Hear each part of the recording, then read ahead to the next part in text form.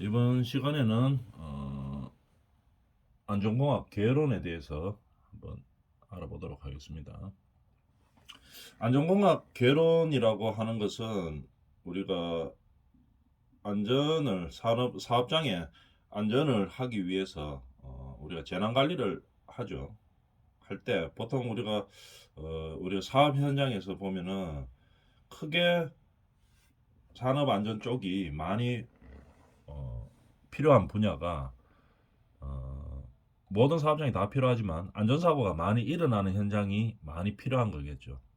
그래서 가장 첫 번째로 안전사고가 많이 발생하는 사업 현장이 건축입니다. 건축 분야, 건축 시공 분야죠. 그 중에서도 시공 분야에서 보통 우리가 한 70%, 6에서 70% 정도의 발생을 하고 있죠. 나머지 또 많이 발생하는 분야가 제조업 분야 한 20% 정도. 그 다음에 나머지 한 10%가 나머지 전부 화학 분야, 광업 분야, 어떻게 이런 모든 분야들 있죠. 이런 분야들에서 안전사고들이 많이 일어나고 있습니다. 그래서 이 부분들에 대해서 건축, 기계, 화학 이 분야에 대해서 우리가 집중적으로 이제 공부를 많이 하게 되겠죠.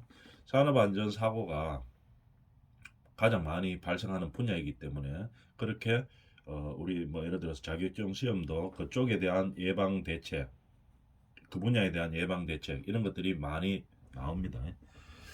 그래서 이번에 하게 되는 안전공학 개론에서는 각 과목별로 그런 내용들이 있는데요. 그러니까 건축에 대해서, 기계에 대해서, 화학에 대해서 안전 조치들이 여러 가지가 있겠죠. 보건 조치들이 여러 가지가 있는데 이 중에서 깊게 들어가는 게 아니고 넓게 폭넓게 한번 공부해보자 하는 게 이 안전공학 개론입니다. 그래서 어떤 형식으로 우리가 산업 안전을 진행하고 있는지, 산업 보건을 진행하고 있는지 이런 것들에 대해서 전반적으로 두루두루 살펴보는 상황이죠. 대충 이런 식의 시스템으로 되고 있구나 하는 거, 어떤 문제점들이 있구나 하는 것들을 대충 알고 난 이후에 해당 과목으로 들어가서 이제 본격적으로 깊이 있게 들어가는 거겠죠. 그래서 깊이 있게 들어가기 전에 폭넓게 계략적으로 알아보는 시간입니다. 그래서 건축 쪽, 재료 쪽, 화학 쪽 크게 이렇게 세 분야로 나눌 수 있죠. 이래가지고 우리가 한번 전반적으로 우리가 재난 안전 관리를 어떤 식으로 하고 어떤 게 사고가 발생하는지 이거에 대해서 한번 알아보는 시간을 가지도록 하겠습니다. 그 다음에 첫 번째로 보면은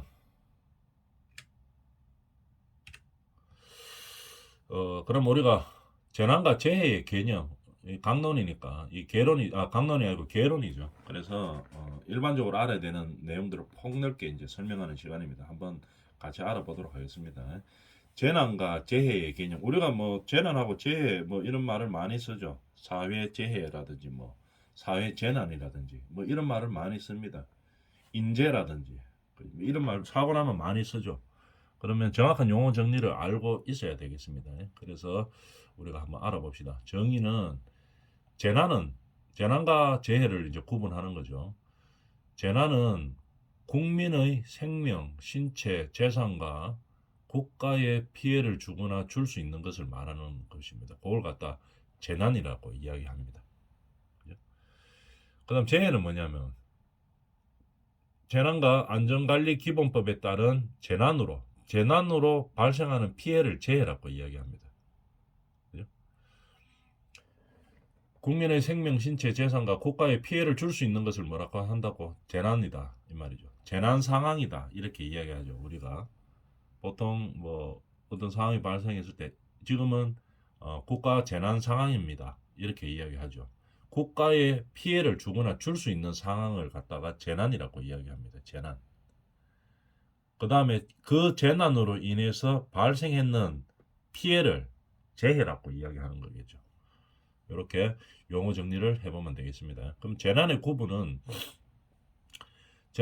뭐로 나눌 수 있나? 자연재난과 인적재난, 그 다음에 사회재난 이렇게 크게 나눴습니다. 재난은 어떤 게 재난이냐? 자연재난, 인적재난, 사회재난 이렇게 세 개를 통칭해서 재난이라고 하고 구체적으로는 어떻게 되는가 한번 봅시다. 자연재난은 우리가 잘 알고 있죠. 뭐 우리가 여름철에 강수가 많아서 일어나는 홍수, 그 다음에 태풍들 많이 오죠. 저 뭐 옛날에 뭐 유명했던 태풍들, 큰 피해를 남겼던 태풍들, 뭐 태풍 매미, 어떤 뭐 태풍 뭐 이름들 많죠. 이런 것들을 갖다가 뭐 또 지진, 포항에 지진이 있었죠. 그 다음에 뭐 해일, 해일로 인해서 뭐가 파손되고 뭐 그래 하는 것들 말하는 거죠. 등 그 밖의 이에 준하는 자연현상으로 인해서 발생하는 재해를 자연재난이라고 이야기하고, 인적 재난은 자연재해를 제외한 사고성 재난입니다. 그러니까 사람이 뭐 잘못해서 발생하는 거죠. 그걸 인적 재난이라고 이야기합니다. 화재, 그죠? 화재. 뭐 담배불 버려가지고 자기는 뭐 무심코 버렸는데 그걸로 인해 가지고 엄청나게 큰 불이 나고 이런 것들 다 인적 재난입니다. 뭐 붕괴, 공사 현장에서 안전조치를 정확하게 하지 않아 가지고 사고가 발생하는 거, 이런 거 다 붕괴 사고죠. 붕괴. 그 다음에 뭐 폭발, 교통사고, 환경오염 이런 것들을 등 전부 사고성 재난을 말하는 겁니다. 그 다음에 이런 사고성 재난, 그 다음에 범죄성 재난도 마찬가지로 다 인적 재난입니다. 범죄를 뭐 사람들이 어떤 뭐 계획을 하든 아니면은 본의 아니게 뭐 하든 어떤 재난이, 범죄성 재난이 발생할 수가 있겠죠. 그 다음에 사회 발달로 인한 재반 재난, 이런 것들 다 인적 재난이라고 이야기하는 겁니다. 그럼 사회 재난은 무엇이냐? 국가 기반 자체의 마비, 전염병 확산으로 인한 피해, 이를 갖다 사회 재난이라고 정의한다, 이런 얘기겠죠. 뭐 사회 재난은 제일 대표적인 거 뭐 코로나 이런 것들 다 사회 재난이죠. 그래서 우리가 산업안전보건을 하다 보면은 재난하고 재해에 대해서 많이 이야기합니다. 근데 우리가 용어를 정확하게 알기 위해서 용어 정리에 대해서 한번 알아봤는 거겠죠. 정리해보면 재난은 국가의 생명, 신체, 재산과 국민의 생명, 신체, 재산과 국가의 피해를 주거나 줄 수 있는 것을 재난이라고 이야기하고, 재난으로 인해서 발생하는 피해를 재해라고 이야기하는 겁니다. 재난에는 세 가지로 자연재난, 인적재난, 사회재난으로 나눈다 하는 것을 알았죠. 용어 정리 이렇게 하고, 그 다음에 이 재난을 방지하기 위해서 그러면은 우리나라의 정부에서는 어떻게 추진하는가 한번 예를 한번 들어볼까요? 과거에는 어떤 산업안전보건법을 막 진행하기 위해서는 어떻게 했는가 하면은 강제적인 그냥 조항을 법규를 제정을 해가지고 무조건 사업주가 따라라 이렇게 하는 경우가 많았었습니다. 그런데 요즘 우리나라가 뭐 그렇게 이 뭐 강압적인 이런 나라가 아니죠.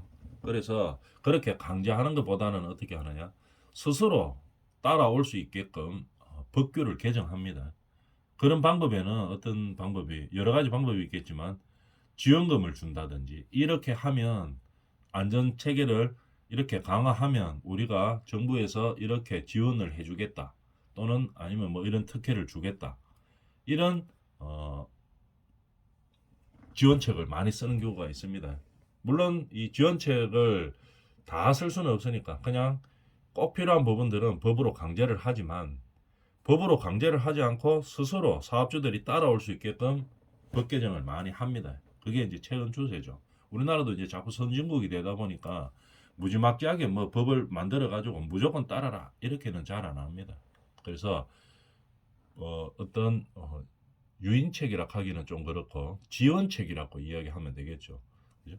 지원책을 많이 써서 이제 산업안전보건법에 우리가 변경할 수 있도록 사업주들에게 혜택을 많이 주는 겁니다. 그러면서 스스로 이제 바뀌게 만드는 거겠죠. 그런 내용들을 뭐 어떤 것들이 있나 한번 살펴볼까요? 예를 들어서 우리나라 옛날이라 해도 뭐 얼마 되지는 않았죠. 한 2000, 한 10년경쯤부터 이제 바뀌었는데, 우리가 건물을 짓다 보면은 여기 강간비계 있죠. 요걸 갖다 강간비계라고 이야기합니다. 현장용으로는 뭐 아시바라고 이야기하는데 요런 것들을 현재 2010년도 전에는 다 사용했었습니다. 건물 외벽에 사람이요 뭐 어떤 작업을 하려고 하면은 여기 발판을 딛고 서야 되죠. 그래가 여기다가 뭐 미장도 하고 페인트 칠도 하고 아니면 뭐 돌도 붙이고 조적도 쌓고 이제 이렇게 했었습니다. 근데 이거 사람이 밟고 일어서야 되기 때문에 여기다가 뭘 하느냐 하면은 이 강간 비계를 설치를 하죠. 그 다음에 요 위에 얹이죠. 철판 같은 걸 얹어가지고 얹기 위해서 뭐 고정을 해야 되니까 뭐 현장에서 쓰는 나무 토막이죠. 그죠? 오비끼라고 하는데 10cm, 10cm짜리 나무를 여기다가 이제 고정을 시켜 놓고 하나, 둘, 세 개 이렇게 고정을 시키죠. 반생. 반생이 철사입니다. 굵은 철사. 철사로 딱 묶어가지고 그 위에다가 이 아나방 하는데 철판으로 생긴 거 있습니다. 철판으로 생기는 거 구멍 뻥뻥뻥뻥 뚫린 거 옛날에 뭐 우리 사업 현장이나 이런 데 가다 보면 건설 현장 가다 보면 많이 볼 수 있었죠. 그거를 요 위에 얹어놓고 발판 삼아서 요 위에 사람이 올라가 가지고 이제 작업도 하고 이렇게 썼었습니다. 그러다 보니까 이 고정이 잘 안 돼요. 그래서 뭐 추락 사고라든지 이 미끄러짐 사고 이런 것들이 많이 발생했었습니다. 그런데 2010년에 이제 정부에서 국가에서 가만히 생각하다 보니까 이게 안전사고가 통계를 보니까 여기서 이 부분에서 많이 발생한다. 이제 통계가 나왔죠. 거기까지 열어도 보면은 이 강간비계들이 정확하게 딱딱 맞지가 않습니다. 요 툭 튀어나온 부분, 요 보면은 툭 튀어나와 있죠. 이런 것들이 들어가면서 사람들이 머리도 다치고 뭐 안전사고가 여기서 많이 발생한다. 이렇게 해서 한 2010년경에 어떻게 법 개정을 했는가 하면은 이 시스템 비계 딱딱 맞는 겁니다. 여기 보면 시스템 비계를 사용하고 안전발판을 쓰도록 법으로 이제 강제를 했어요. 그러면 이 강제를 하면서 어떻게 되냐 하면은 요렇게 강제를 하고 나면은 이 봐도 눈으로 봐도 알겠죠. 사고 날 확률이 훨씬 더 줄어듭니다. 여기에 보면은 이 발판도 안전발판이라서 미끄러지거나 이런 것들이 훨씬 덜하죠. 이거 뭐 옛날에 아나방 쓸 때보다는 훨씬 적게 미끄러집니다. 그죠? 그 다음에 딱딱 규격화되어 있어 맞습니다. 안전발판 한 개에 2m짜리 딱 놓으면은 여기에 딱 걸리도록 되어 있습니다. 그래서 뭐 툭 튀어나오고 이런 부분들이 없죠. 정확하게 딱 맞도록 되어 있습니다. 그래서 가다가 발 걸려가지고 넘어지고 이제 이런 경우들을 많이 줄일 수 있게 되겠죠. 그 다음에 요 그림에서 보면은 여기에 사람이 떨어지지 말아라고 안전 바도 딱 설치되어 있습니다. 60cm 단위로 하나씩 딱딱 있죠. 그래서 사람들이 거의 안 다칩니다. 자기가 좀 조심하고 이렇게 하면. 그 다음에 여기도 보면 계단도 있죠. 여기 보면 계단도 있는데 여기는 강간비계 쓸 때는 계단도 없습니다. 그래서 어떻게 되냐. 그 사람이 그냥 타고 그냥 올라갑니다. 이 아시바를 타고. 너무 위험하죠. 그래서 이렇게 법을 바꿨습니다. 계단 층층마다 계단도 다 있습니다. 그죠? 그 다음에 이 강간비계를 사용하면 막 흔들립니다. 바람 같은 거 불면. 흔들리죠. 바람 불 때 일 안 하냐 하면 웬만하면 또 일 다 하죠. 그 가다 보니까 바람 불어가 막 강간 비계서가 막 흔들리는데 떨어지기도 하고 막 그런 일들이 많았었어요. 그래 이런 식으로 딱 시스템 비계를 사용해 가지고 안전 발판을 딱 사용하니까 어떻게 됩니까? 사고가 훨씬 많이 줄었습니다. 그러면 이걸 갖다 이제 법으로 강제는 했어요. 그럼 이렇게 안전 발판을 사용 안 하면 어떻게 되는가 하면은 사업주가 고발됩니다. 그냥 가태료내는 게 아니고 실제로 조사 고발이 되죠. 그래서 근로복지공단에 가서 조사받고 그 다음에 검찰청에 기소돼 가지고 검찰청에서 기소하죠.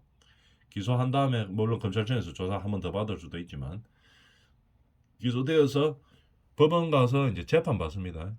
그래서 뭐 큰 뭐 사고가 발생하지 않으면은 보통 벌금으로 나오죠. 벌금 뭐 200만 원 정도 나옵니다. 200만 원, 300만 원 이렇게 나오는데 만약에 이 조치를 안 해가지고 사람이 다쳤다 이러면 이제 상황이 다르죠. 벌금으로 끝나는 게 아니고 그다음에 뭐 이제 뭐 실형이 나올 수도 있고 막 그런 상황이죠. 이렇게 딱 법을 제정을 해놨습니다. 그러니까 무조건 다 이걸 사용해야 되겠죠. 안전발판을 사용해야 됩니다. 그런데 이걸 갖다 무조건 강제하기는 아까도 서두에 이야기했지만 우리나라가 그렇게 막 무지막지하게 뭐 법으로 강제시키고 이렇지는 않습니다. 그래서 어떻게 하는가 하면은 지원을 해주죠. 이 지원을 해주는데 법으로 이렇게 바꿔놓은 대신에 이게 필요해서 안전사고 때문에 필요해서 법으로 강제는 했지만도 만약에 사업주가 이거를 따라주면 금액적으로 지원을 해주겠다. 이렇게 해서 우리나라가 보통 법 개정을 많이 합니다. 어떻게 지원해줬나 한번 볼까요? 안전보건공단은 50억 이하 뭐 소규모 건설 현장, 건설 현장에서 뭐 공사비로 50억 같으면 그렇게 큰 거 아닙니다. 조그만 공사죠. 평소로 보면 뭐 한 보통 뭐 한 이 정도 공사가 요 조그만한 거 보이죠? 뭐 원룸 공사 정도 되겠죠. 원룸보다 한 두 개 정도 되는 크기네요. 뭐 이 정도 하면 한 10억 정도 됩니다. 공사 금액이. 그러니까 50억 같으면 그렇게 큰 규모는 아닙니다. 근데 한 50억 규모 지원을 어떻게 했나 한번 볼까요? 50억 이하 소규모 건설 현장의 뭐를 예방하기 위해서 아까 이야기했던 이런 추락사고, 추락사고 예방을 위해 시스템 비계 임차 비용을 지원한다. 요 구성에 보면은 요 비계 있죠. 강간 비계 대신에 쓰는 비계만을 시스템 비계라고 이야기합니다. 그 다음에 요 안에 발판을 안전 발판이라고 하고 비용을 지원해 줍니다. 얼마 정도 지원해 줬나 볼까요? 건설 현장당 한 2천만 원까지. 요 조그만 현장당 한 이 시스템 비계 실체하면 한 현장당 2천만 원까지 지원해 줬어요. 그 다음에 한 사업주가 여러 현장을 가지고 있는 경우도 있겠죠. 그러면 연간 3개소까지 지원해 줬다. 한 6천만 원까지 지원해 준다는 얘기겠죠. 요 시스템 비계 사용하는 대가로 그렇게 해주는 겁니다. 여기 이 관광 비계 사용했을 때는 이런 지원을 안 받았죠. 근데 요렇게 관광 비계 대신에 시스템 비계를 사용해서 안전 발판을 쓰면 최대 한 현장당 한 2천만 원까지 지원을 해줬습니다. 안 쓰면 고발. 쓰려고 하면 어떻게 되나? 이 지원금 받아서 하면 되겠죠. 그러면 우리가 대충 봤을 때 한 요 정도 건물 4층짜리에 뭐 한 층에 한 100평 정도 되겠네요. 한 400평 정도 되는 요 정도 규모의 이 관광비계를 썼으면은 이거 메고 풀고 하는데 어느 정도 드는가 하면은 대충 그때 한 1,000만 원 정도 들 겁니다. 맸다가 풀고 이 자재 임대하고 하면 한 1,000만 원 정도 드는데 시스템 비계로 쓰면은 한 요 정도 건물 같으면 어느 정도 드는가 하면은 한 3천에서 현장마다 다르지만 한 3,500 정도 들 겁니다. 근데 정부에서 한 2천 정도 지원해 주죠. 한 현장당. 그러니까 금액적으로 보면 거의 비슷합니다. 조금 더 들이든지 하는 거죠. 그렇지만 안전하죠. 이런 식으로 바꿔간다는 얘기겠죠. 한 사업 그래도 무한대로 또 지원해 줄 수는 없으니까 대형 공사를 하는 이런 뭐 대기업들이 하는 큰 공사 이런 데는 지원 안 해주고 일반 뭐 50억 이하 일반 뭐 소규모 업자들이 하는 것들을 지원해 주기 위해서 이제 만든 정책이죠. 요 정도로 지원해 줬습니다. 그 다음에 여기서 덧붙여서 요게 이제 낙하물 방지망들 있죠. 안전망 구입해가지고 뭐 모기장처럼 생긴 거 있죠. 여기다가 이제 외벽에다가 이것 플러스 해가 딱 쳐놓습니다. 그러면 훨씬 더 안전하겠죠. 그럼 그런 거 치는데도 이제 지원을 해줬습니다. 어떻게 되는가 하면은 뭐 300억 미만은 65%, 3억 미만은 뭐 65%까지 지원해줬고 3억에서 20억 사이에는 60%, 20억 이상은 50억 미만은 한 50%까지 지원을 해줬는 거겠죠. 이런 식으로 지원을 해주고 있으면서 법으로 강제하지만도 바꿀 수 있도록 쉽게 좀 바꿀 수 있도록 만약에 이게 한 1,000만 원 든다 이거 한 4천만 원 든다 바꿔라 무조건 법으로 해가 바꿔라 이러면은 이거 사업주들이 엄청 힘들죠. 물론 뭐 대기업들 큰 기업들은 뭐 돈이 많고 하니까 뭐그 정도는 바꿀 수 있지만 소규모 업장들은 어렵습니다. 그렇기 때문에 소규모 업장들에 한해서 지원을 해주는 거겠죠. 이런 정책을 바꾸는 겁니다. 법규에 의해서 안전사고를 방지하기 위해서 이제 하는 거죠. 법규에 의한 변경이다 이 말입니다. 제일 쉬운 게 법을 바꿔놓으면은 안전사고를 확실히 줄일 수 있습니다. 이런 식으로 법을 딱 바꾸면은 안전사고가 줄고 그 다음에 보건관리가 잘 되죠. 여기서 다칠 일이 별로 없어요. 안전수칙만 조금만 지키면 이런 데는 다칠 일 진짜 위험하죠. 근데 이런 식으로 법을 딱 개정하고 그 다음에 소규모 사업장들을 위해서 이래 지원책 딱 해주고 이런 것들이 이제 정부에서 해야 될 일들이겠죠. 이렇게 하다 보니까 하고 나서 보니까 안전사고가 엄청나게 많이 줄었어요. 그러니까 이제 자꾸 활성화시키는 거겠죠. 예를 들어서 이런 거지만 산업안전보건 분야에서는 이런 제도 정책들이 엄청나게 많이 있습니다. 자, 그런 내용들입니다. 그 다음에 재난안전관리에서 제일 많이 발생하는 건설업과 안전사고가 재난사고가 제일 많이 발생하는 건설업과 일반 제조업의 특성을 한번 비교해 볼까요? 자, 일반 제조업은 우리가 고용기간이나 인원이 확실합니다. 예를 들어 공장이라고 한번 생각해 봅시다. 아무리 큰 공장이라고 해도 우리 직원이 몇 명, 예를 들어 10,000명, 뭐 20,000명 딱 정해져가 있죠. 인원이 누군지 다 압니다. 어제 어떤 사람이 오늘 안 오고 이런 경우가 별로 없죠. 다 취직해가지고 딱 정해져가 있습니다. 그 다음에 고용기간도 딱 정해져가 있어요. 뭐 1년이면 1년, 아니면은 뭐 정규직, 아니면은 뭐 계약직 같으면 2년 이런 식으로 딱 정해져가 있죠. 그러다 보니까 이 인원에 대해서 대책 수립이 가능합니다.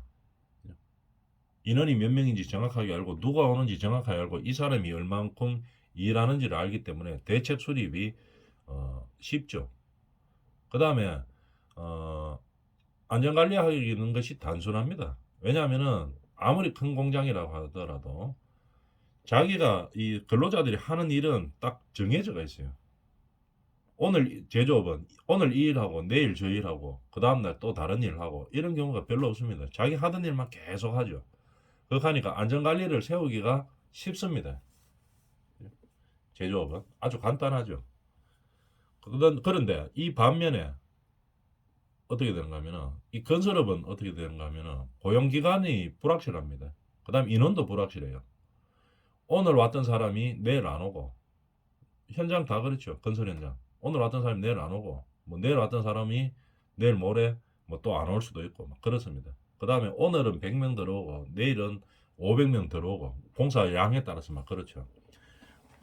그래서 고용기간이라든지 인원이 확실하지가 않습니다. 그러다 보니까 대책 수립하기가 어려워요.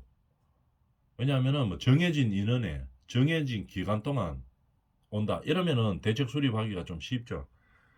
근데 이 건설업 특성상 이게 오늘 몇 명 투여하는 오늘은 100명 내일은 500명 오늘 왔던 사람이 내일 안 오고 내일 왔던 사람은 내일 모레 또 안 오고 막 이렇게 됩니다. 그 다음에 제조업과 다르게 오늘은 이 일 했다가 내일은 저 일 했다가 이게 엄청 많아요. 그래서 오늘은 뭐 이쪽 일을 하다가 오늘은 뭐 목수일 중에서도 오늘은 목수 하나를 예를 든다면 오늘은 뭐 이 뭐 폼 타설 하다가 내일은 폼 해체하다가 그 다음에 뭐 그 다음 날은 콘크리트 타설할 때 밑에서 뭐 우리가 콘크리트 잘 들어오나 안 들어오나 이거 보다가 그 다음 날은 합판 짜다가 그 다음 날은 또 합판 붙여야 되고 그 다음에는 뭐 반생 뭐 작업해야 되고 뭐 여러 가지 맨날 다릅니다 이게. 그리고 공정이 복잡하고 다양하니까 어떻게 됩니까? 제조업과 건설업을 비교해 봤을 때 제조업은 재해가 발생해도 큰 사고는 거의 잘 안 납니다.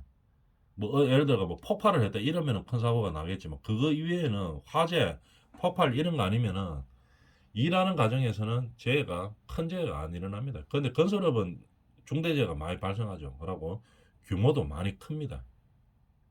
그러다 보니까 제조업은 교육시키기가 쉬워요. 효과가 아주 크고 왜냐하면 인원이 정확하고 고용기간도 정확하고 하는 일이 단순하기 때문에 효과는 교육을 시키면 안전교육이나 보건교육을 시키면 효과는 엄청나게 좋습니다. 그래서 재해를 많이 저지를 시킬 수가 있겠죠. 관리를 해주면. 근데 이 건설업은 아까 이러한 특성 때문에 아무리 교육해도 효과가 적습니다. 그래서 건설 현장에서는 어떻게 하는가 하면 매일 교육시킵니다. 매일.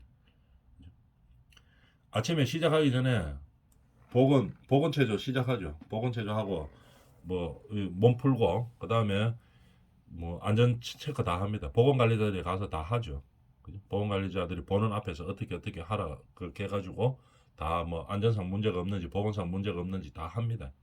그 다음에 일하는 과정에서도 맨날 옆에 사람 안전관리자들이 붙어가지고 정확하게 이제 안전 수칙을 지키면서 일하도록 그렇게 합니다. 그죠? 안전교육 매일 하고 하죠. 건설 현장에서는 아침 7시부터 보통 시작하죠. 한 10분간 커피 한 잔 먹으면서 맨날 그 안전교육 시작합니다. 그래서 안전교육을 할 때는 안전관리자가 나와서 말을 할 수도 있고 뭐 여러 가지 가능성 방법들이 있겠죠. 그 중에서 효과가 제일 좋은 것은 여러 가지를 해보니까 사파가 뭡니까? 만화로 그려서 전달하는 거. 그게 가장 효과가 좋은 데이터가 있어서 그걸로 이제 많이 교육을 하죠. 이렇게 건설업에서는 많이 교육을 해도 효과가 좀 작습니다. 그러다 보니까 이제 안전이나 보건 쪽에 엄청나게 강화시키고 있죠. 그래서 이런 상황이 나타나는 거 알아놔 주면 되겠습니다. 그렇게 되는 이유는 왜 그럼 효과가 제조업 쪽은 좀 많고 건설업 쪽은 좀 없느냐 하면은 제조업은 사장 있고 밑에 뭐 부사장 있고 그 다음에 뭐 상무 있고 뭐 부장 있고 과장 있고 딱 정확하게 상하가 딱 원라인으로 명령 계통이 정해져가 있죠. 근데 건설업은 안 그렇습니다. 왜냐하면은 이 방식이 전부 하도급 방식이라 가지고 원청이 있고 그 다음에 하청 업체가 다 있어요. 목수팀, 그 다음에 철근팀, 콘크리트팀, 그 다음에 뭐 설비팀, 전기팀 다 따로 있죠. 한 40개 정도 팀들이 있습니다. 건물 하나 지으려고 하면은 이 40개 팀들이 이 원청의 직원들이 아니에요. 다 업장들이 있죠. 업체들이 다 있습니다. 업체들이 다 있기 때문에 업체 사장들이 다 있죠. 그러니까 원청에서 이제 어떤 안전관리 조치를 시작해도 이게 제대로 내려가지를 않습니다. 그러다 보니까 이 안전관리를 하기가 좀 상당히 힘들죠. 그래서 더더욱 안전관리가 잘 안 되는 그런 상황이고 그래서 더욱더 투자하고 그런 상황이 되는 거겠죠. 자, 이번 시간 여기까지 하고 다음에 하도록 하겠습니다.